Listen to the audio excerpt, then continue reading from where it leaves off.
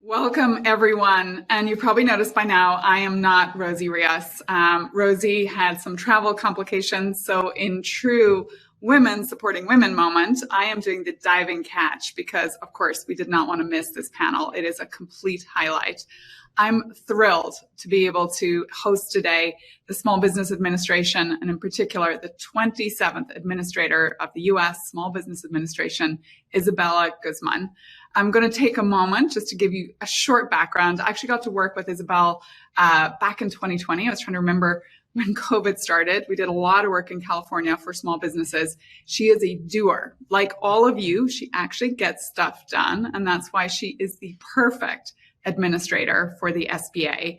She herself grew up in a small business family, has been an entrepreneur herself. She spent her entire career advising entrepreneurs, launching ventures, helping small businesses navigate government, and creating policies and programs to help advance entrepreneurship and innovation. She is on your side, people. Most recently, she served as the director of the California office of the Small Business Advocate, where she helps small businesses and innovative startups in the world's fifth largest economy start, expand, and grow. And I got to see that in action. So needless to say, we are both incredibly passionate about businesses. In particular, I'm very passionate about women-owned and operated businesses, and Isabel is fantastic at taking all of this to a next level. Let's just dive in. Thank you for being here, Administrator. Oh, it's my pleasure to be here. I mean, especially with this group, Ladies Who Launch on Women's History Month, and during this time where we are seeing this renaissance of entrepreneurship, because we've seen a 30% growth in new business applications since the start of the pandemic, and women are starting those businesses at the highest rates. So it's great to be here. Thank you so much. Well, let's take it from the top, because the SBA is massive and provides an incredible amount of support across businesses, across entrepreneurs. Can you just give us a little bit of a sense of what the SBA is and lay out some of kind of the key pillars for everyone listening in today? Well, we are the domestic financing agency, some would say, but truly what we do is we try to make sure that businesses have the funding that they need to start and grow and build resilient businesses. We want to make sure that we can give them market access. In particular, we power the small business spend for the federal government, so all the federal agencies, and of course, focus on making sure that our businesses can export and do business abroad, but more broadly, just in their own marketplaces, making sure that they can grow their revenues. We know the revenue side of the equation is just as important as the capital. And then finally, we try to make sure that they have the knowledge, the networks that we know are so critical to ensuring that these small businesses can help themselves access these resources, or be able to get the information that they need to grow their business to the next level. And in particular, we try to focus on underserved businesses that are underinvested in. We try to fill those gaps in the marketplace. We are about trying to de-risk and make sure that more small businesses can pursue their dream, the American dream of business ownership, and have success. And you really do this on an incredibly broad scale. So the title of this whole summit is Pathways to Capital. The SBA provides a variety of loan options, investment capital, and grant programs to small business owners. Could you maybe break down some of these options, what they mean, and then in particular for this audience, how do you get access to them? Well, I mean, we do know that connection is what's key. During the pandemic, we saw that if you had that information, the access, and the right people on your team, you would be able to access relief quickly. And so we wanted to try to solve for that. So I'm going to start with the connection, because I think that's actually the most key thing. And so we launched recently through the American Rescue Plan the Community Navigator pilot program. The SBA already has 68 district offices around the country and Puerto Rico, and we also have, of course, over 1,300 resource partners centers on the ground, women's business centers, small business development centers, veterans business outreach centers, and SCORE chapters who are volunteer mentors. This network is our advisor network, additional boots on the ground to supplement all of our SBA employees to help businesses connect to capital, or connect to contracts, or connect to opportunities abroad. And so that's a really vital network, and SBA.gov has a to get connected to local resources, and that's how you can find whoever is in your local community to help you and provide that support. And we've layered on top of all of that a new program that we believe will build bridges to communities that we haven't been able to connect to as well in the past. And that's our women entrepreneurs and veterans and social and economically disadvantaged businesses, people of color, as well as rural communities. And so these navigators are incredible national networks as well as hyper-local organizations, and it includes great organizations like the National Urban League or the U.S. Black Chamber and the Hispanic Chamber and the Asian Pacific American Chamber. So we are incredibly pleased to be able to roll that program out so that there are other trusted people, advisors who can connect you to the SBA. So SBA.gov should be a site that you visit. But then on the capital front, we're known for our lending. We power an incredible network of lenders across the country and provide guaranteed products to help de-risk these loans and make sure that businesses have options when they can't get that bank loan. And we know that right now less than half of our businesses access bank loans. And so we have products that are available through our banking partners, our community financial institutions, like community development financial institutions. And what we're focused on is trying to make them simpler to access. Like PPP, we want to make sure that we have a broader network. And in 2021, we broadened that network so that more smallest of the small businesses could access those critical relief funds. And so we actually have a tool online called Lender Match that enables businesses to connect to our lending network so that they can explore the capital options.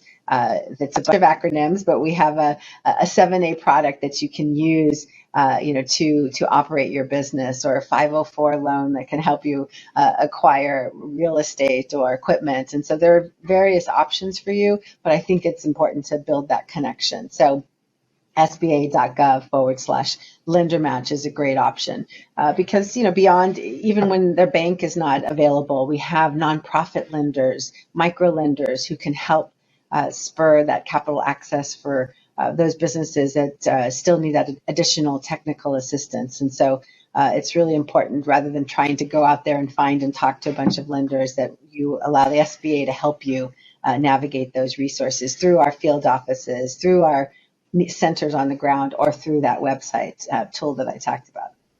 Yeah, that makes complete sense. So I think if anyone takes anything away from this entire conversation, SBA.gov, just go in there and really play around, because for me, it was eye-opening seeing how much was actually available. I get asked by small businesses all the time, or women starting a business, how do I get funding? And they're going down the friends and family. They're talking about angels, and we have panels and conversations on all of that today. But I do think that they're missing just this very basic lift that the SBA, the government, is providing. So SBA.gov, and definitely going deeper into some of the lending programs. But of course, it's not just lending, Administrator Guzman. The SBA also does investment capital. So I'm not even sure if most small businesses are aware of that as a pathway to funding for them. Can you just give us a little bit more color on the overall how you do investment funding? Yes, most definitely, because we know that innovative startups or growth-oriented firms need additional capital or patient capital in many cases, and so our small business investment companies are over 300 private companies. Again, it's sort of like this partnership, public-private partnership lender network that we power, and these 300 private companies have licenses from the federal government to be able to fund small businesses, and we help de-risk them. Right now, they're managing a $19 billion in private capital on top of the nearly $15 billion that SBA provides in leverage and committed capital. So this is a great fund to fund, basically, that we power at the federal government to help support small businesses. I would say right now, a lot of it is more debt and private equity type financing, but there is some venture capital, and we're looking towards improving those access to capital options for earlier stage venture startups as well within the SBIC program, and ensuring that those SBICs reflect the changing face of entrepreneurship, which we know businesses are being started by women and people of color. And so we really want to drive to make sure that emerging fund managers are able to access this government program and better fund diverse businesses as well. So we are looking to really revitalize this program, but right now it provides this critical additional investment out there in the community. And we've backed some really impressive companies in the past when, earlier stages like Tesla and others that have really been, such a critical part of our ecosystem now. But beyond the capital, I do want to talk about a program that people don't even ask me about, and that's it's a non-dilutive funding source from the federal government, which is definitely exciting for our more early stage startups. And it's the Small Business Innovation Research, SBIR it's called, or the Small Business Technology Transfer Research Grant Programs. And it's SBIR.gov is where you find these. But basically, SBA powers this program at the federal government, which we call America's Seed Fund. And the 11 participating agencies provide a percentage of all their R&D spending to small businesses across a wealth of topics. And so you're funded basically to go from concept to commercialization with your innovation. And this is a great source of capital. And there's constantly competitions from various agencies around topic areas. So I definitely would urge you to also explore SBIR.gov, which the SBA powers, to connect you to all those agencies. Okay, so this is great. SBA.gov, lots of leveraged type funding, so loans, but moving into investment capital through SBICs, and then now this SBIR for really early seed stage is what I'm hearing, young companies. And I can't believe you were an early investor in Tesla. It's always hard to think of these big companies when they were super little, but what a great example of kind of putting money behind something that's both a company but important in the world in terms of making a change. Can I ask you one question on that? Because again, sometimes then when I tell small businesses, hey, have you gone to the SBA website? Like, have you just gone in? There's a concern about like going to be full of red tape. It's going to take a long time. How do you mitigate that? Because time is everything to these small businesses, which is often why they then go off on these other hunts for capital in other places. Well, I mean, we're definitely trying to make sure that we're meeting customers where they are and make it more of a positive customer experience. This past year with all of our COVID relief, we shifted and revitalized those programs that were launched in early 2020. And for example, we are now on our restaurant revitalization fund, individual restaurants were able to process their application within 30 minutes, and they could do it on a mobile device. Now, as we focus on forgiveness for PPP, you can actually do it online on our technology in under 10 minutes, again, on a phone if you needed to. So we do understand and appreciate that this is that their time is really valuable and that oftentimes complicated processes are just too challenging. So we are working on trying to improve that as we look towards this next stage into my second year in office to really focus on making sure that we are customer first and technology forward. I think, across these programs, it's also why we have lenders as these private partners, because they're the ones who you interface with as well.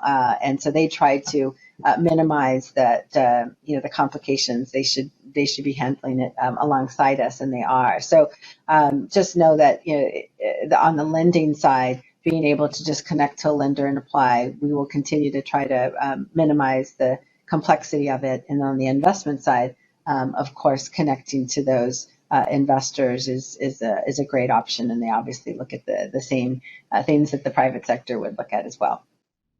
Yeah. So everybody listening, I would underscore this. The thing that I have really seen with Isabella in action with Calo SBA was just how tech forward she and her team were. And in particular, recognizing that for many of you, this is where you actually run your business. You don't have time to sit around. You're out there buying supplies, figuring out employee situations and so on. And I really saw them leaning forward. So please make sure, go take a look at these resources, because I think you'll be pleasantly surprised at how much more kind of customer friendly they are. Administrator Guzman, maybe kind of segueing further into that, we often see businesses where I'm a brilliant chef, but I might not be the finance guru. And so often when I see all these terms and financing and so on, right, it gets me anxious because this is not my sweet spot. The SBA is also a huge learning environment. So could you talk a little bit about how you help businesses assess which opportunities are best for them, and how you're thinking about really kind of helping build a learning platform too, because these are important skills if you want to really take your business to a new level. Well, I think that's where our resource partners really come into play, as well as our district offices too. They are our boots on the ground. But I know that in the previous panel, you were able to hear from Letitia Gaither Davis, who's from Therapeutic Focus, and she participated, for example, in our SBA Emerging Leadership Program, which is a targeted executive program for growth-oriented firms to be able to get that hands-on acceleration assistance from our team. We have women's business centers. There are now 140 across the country.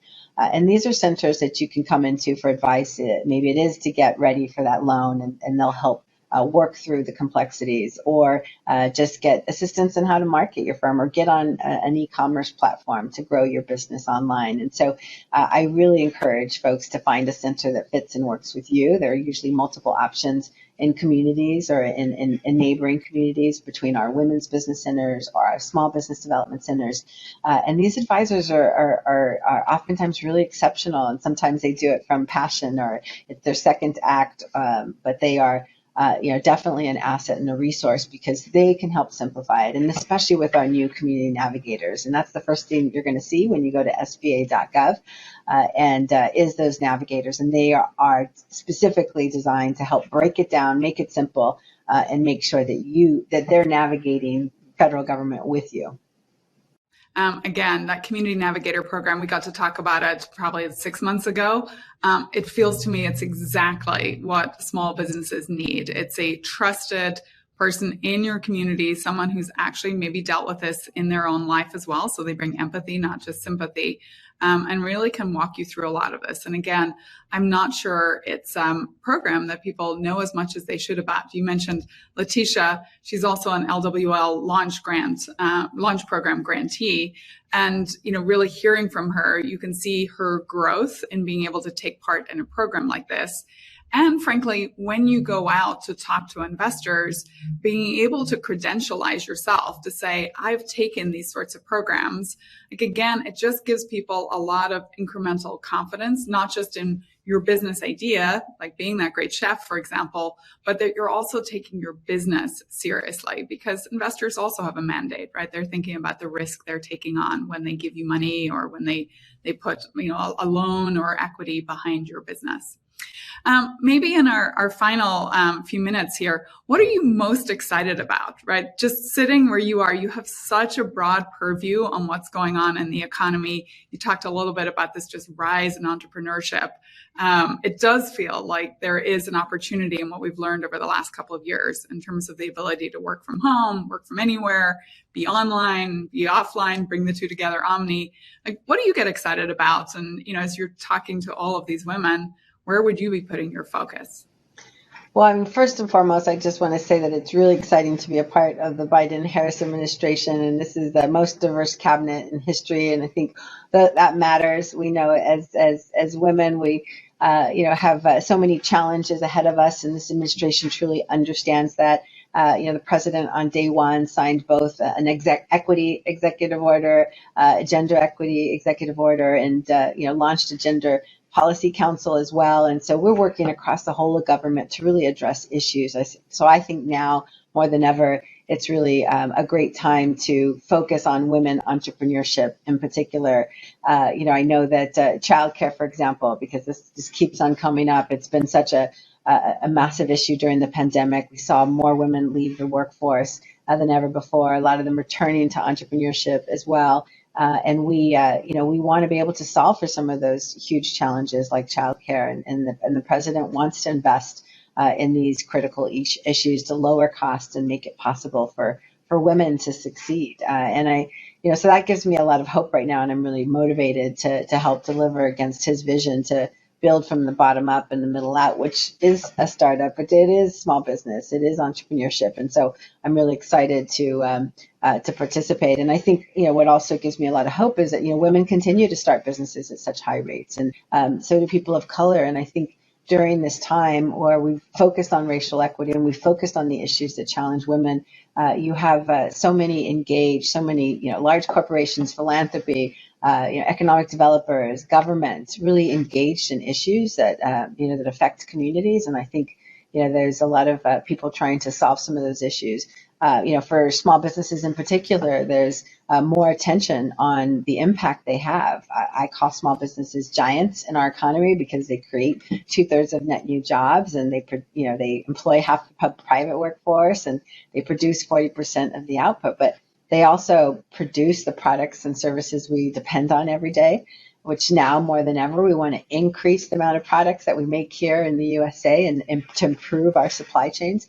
I think there's a lot of opportunity that's coming on the horizon with this focus for small businesses, and we want to make sure that we can continue to revitalize that. So there's a lot of attention on solving some of those capital gaps, solving the opportunity gaps, the market gaps that limit you from taking advantage of contracts or growth opportunities, and then making sure that there's connectivity and networks to really support, because we know the barriers that exist and the challenges that exist, that you need a team to help you in those matters. And so all that gives me great excitement and hope, and I know that we have a lot of work to do still. We've made some great progress, but a lot of work to do, and we're up for the challenge. Okay, I don't think I could say it any better.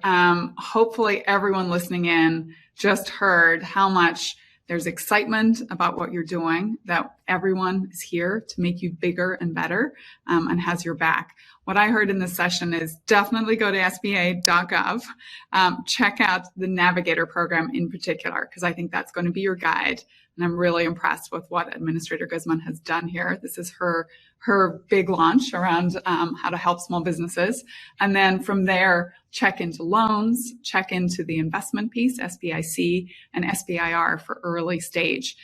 Thank you so much, Administrator Guzman, for joining us and really kind of laying out the expansive work of the SBA. In our next session, we are going to dive a little further into private financing. And you're going to hear from a wonderful group of founders and funders on their success stories. So definitely encourage you to stay with us for the day, stay for that upcoming session, and look forward to seeing you at the end of the day. Take care. Thanks so much.